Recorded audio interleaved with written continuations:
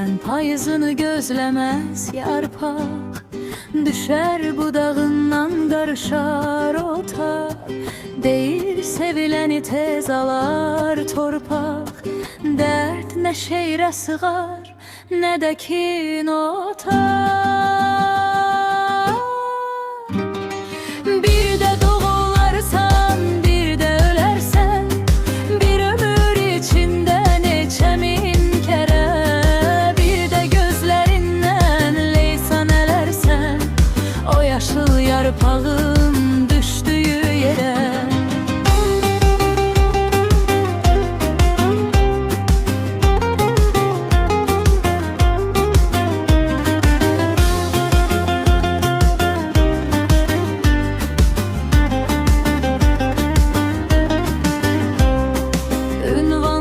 Şehirler yetim qalarmış, gözleri yaş yorar, ürəyi kədər. Bala anasına aşık olarmış, beşiğin başından məzara qədər. Düşüb ləpirinə olub keçənin, ağlama bükülmə anam, ay anam. İndi hıçqırıqlar yatırdır məni, bar bir yol susun, belki o yana.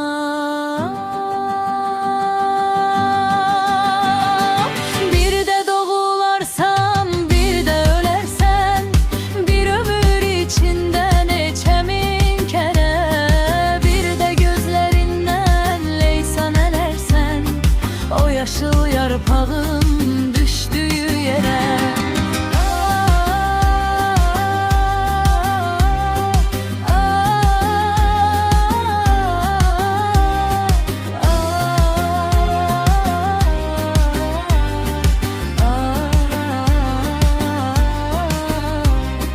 Dünyanın en ağır derdini bilir, eller sığalına getməsin dizin.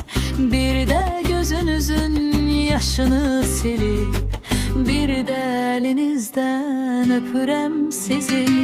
Bir de doğularsan, bir de ölersen, bir ömür içinde neçə min kere.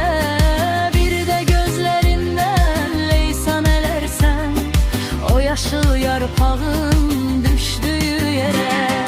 Bir de doğularsan, bir de ölersen, bir ömür içinde neçə min kere.